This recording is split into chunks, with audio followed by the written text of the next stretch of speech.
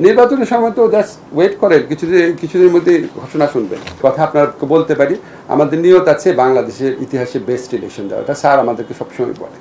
Sir একটি প্রশ্ন আপনারা, সেটা হলো আপনি এবং প্রধান বিচারপতি একটি বিশেষ উদ্দেশ্য নিয়ে দক্ষিণ আফ্রিকা ঘুরে এসেছিলেন রিকনসিলিয়েশন, সেটার পরিস্থিতিতে কোন পর্যায়ে আছে? আরেকটি প্রশ্ন, বিচার বিভাগের জন্য পৃথক সচিবালয় করার একটি উদ্যোগ, সেটা কোন পর্যায়ে আছে? আমরা যে আপনার যে ইয়ের কথা বললেন, সচিবালয়ের কথা যেটা বললেন,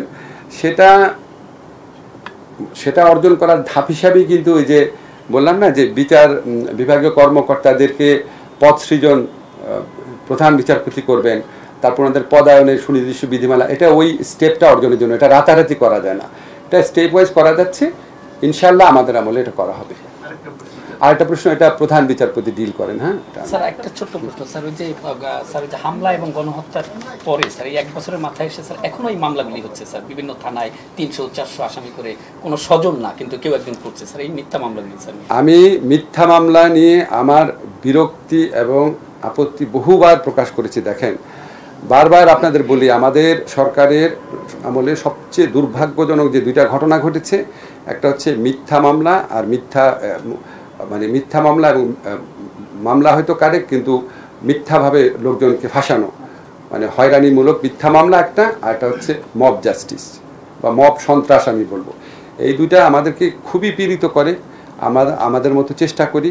আর মিথ্যা মামলা ঠেকানোর জন্য বা এই মামলাতে অভিযুক্তদের রিলিফ দেওয়ার জন্য আমরা ফৌজদারি কার্যবিধির সংশোধন করে এই আইন করেছি যে পুলিশ চূড়ান্ত রিপোর্টের জন্য অপেক্ষা না করে একটা মানে প্রিলিমিনারি প্রতিবেদন, পুলিশ নির্দেশনা যে প্রিলিমিনারি প্রতিবেদন তৈরি করে আদালতে দিবে।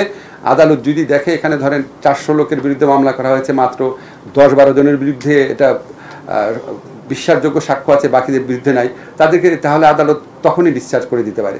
কিন্তু এই মামলাটা অপারেশনালাইজ করার দায়িত্ব হচ্ছে স্বরাষ্ট্র মন্ত্রণালয়ের। ওনারা অলরেডি কিছু উদ্যোগ নিয়েছে, ইনশাআল্লাহ কিছুদিনের মধ্যে এটা সুফল পাবেন। স্যার, একটা প্রশ্ন নেবেন স্যার, সেটা হলো যে 15 জুলাই থেকে 8 আগস্ট পর্যন্ত লাস্ট কোশ্চেন। হ্যাঁ, একটা অর্ডিন্যান্স জারি করেছেন স্যার আপনারা, মানে দায় মুক্তি দিয়ে যে যা হয়েছে।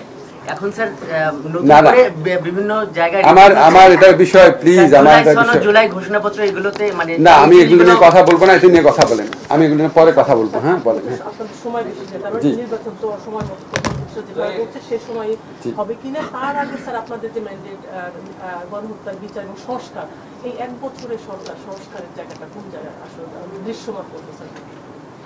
আচ্ছা, দৃশ্যমান বোধহয় আপনাদের খুব প্রিয় শব্দ পরিণত হয়েছে না? এই যে আপনাকে এতগুলা সংস্কার বললাম, এগুলি দৃশ্যমান লাগছে না? এটা কি রাষ্ট্রীয়ভাবে না?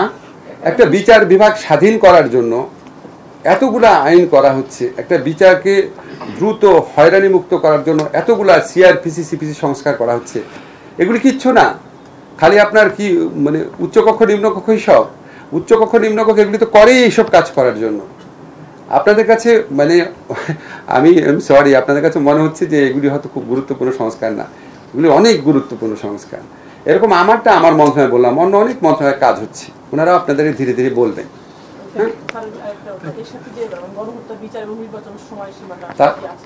আচ্ছা, গণহত্যার বিচারে কি সময়সীমা বলা যায়?